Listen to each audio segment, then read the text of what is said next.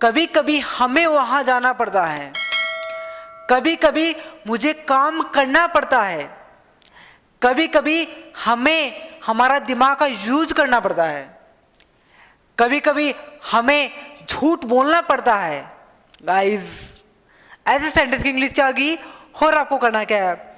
अगर मैं आपको बोलूं कि आपको कुछ भी नहीं करना पड़ेगा, सिर्फ और सिर्फ आपको इस वीडियो को देखना है। हाँ बच्चों इधर ध्यान रखो, ठीक है, यहां आप ध्यान रखो, ठीक है। तो गाइस ऐसे सेंटेंस हम अक्सर बोलते हैं, ठीक, सबको आ रहा है आपको समझ में? ठीक है, देखो अब मैं आपको बताऊं कि देखो कभी कभी मैंने एक बात बोली है और एक लाइन बोली, कभी कभी ऐसे सेंटेंस इंग्लिश क्या को जाना पड़ता है, यह आपकी मजबूरी को बता रहा है, प्रेजेंट की मजबूरी को बता रहा है।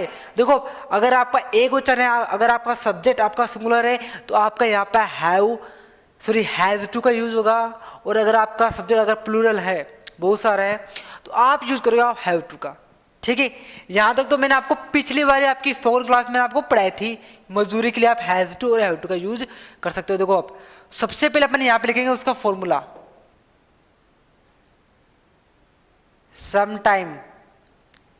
समटाइम्स। अब आपके यहां पे क्या आएगा, सब्जेक्ट जो यहां पे वी है, फिर आप क्या करोगे, आप करोगे हैज टू या बच्चे हाउ टू, ठीक है। उसके बाद में आप करोगे वर्ब की फर्स्ट फॉर्म, फिर आपका अदर का, बात खत्म।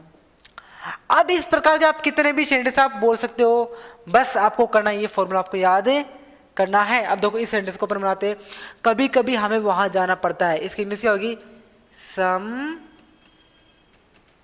Times we have to go.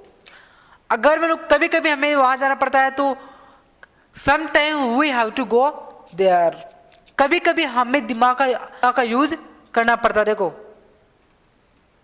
Some times we have to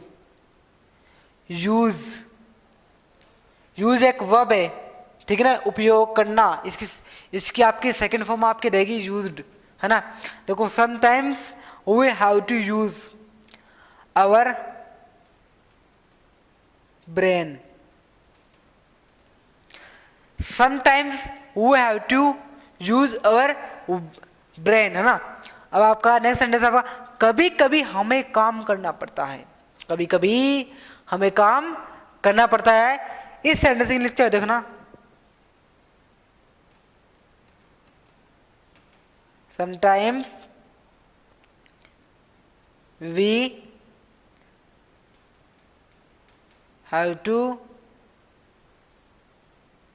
do work, कभी कभी हमें झूठ बोलना पड़ता है, कभी कभी हमें ये सोचना पड़ता है, कभी कभी हमें करना पड़ता है, कभी कभी हमें दौड़ना पड़ता है, कभी कभी हमें फाइट करनी पड़ती है।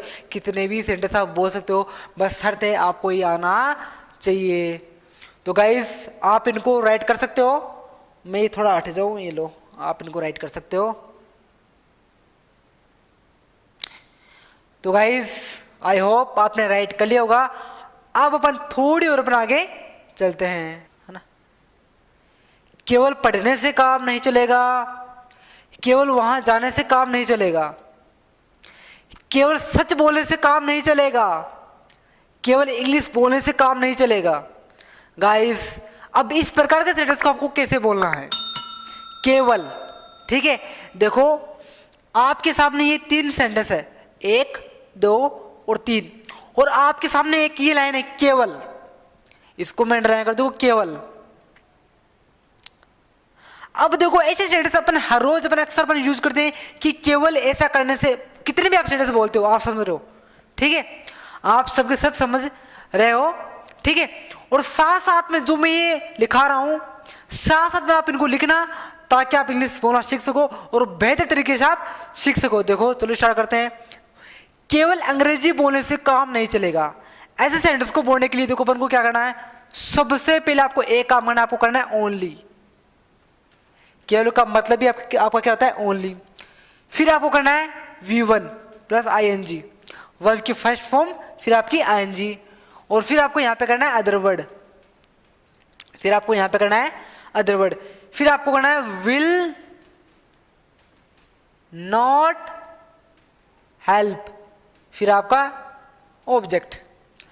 अब देखो केवल अंग्रेजी बोलने से काम नहीं चलेगा, इस सेंटेंस इंग्लिश क्या होगी देखना, ओनली अंग्रेजी बोलना। आप देखो यहां पे वर्ब कौन सी, बोलना है ना, तो स्पीकिंग,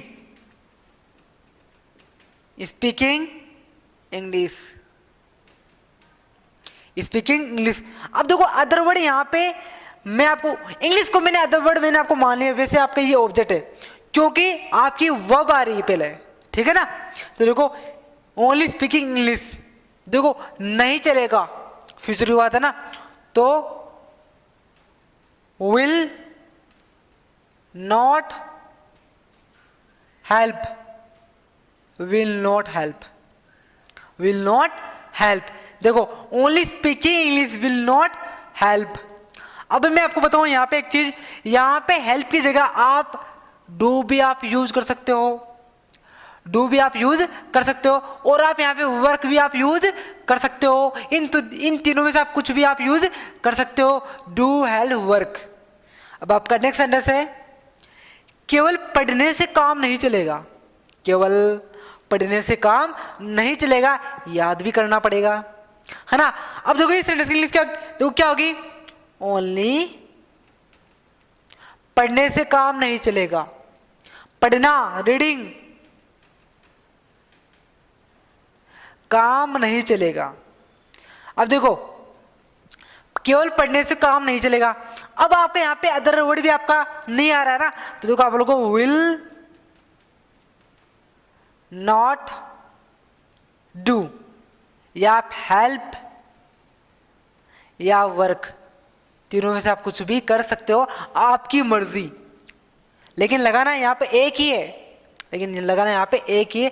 आप ऐसा करो कि विल, आप हेल्प, फिर आप डू, फिर वर्क, आप तीनों को आप बोल दो, आपको एक को आपको बोलना है ना।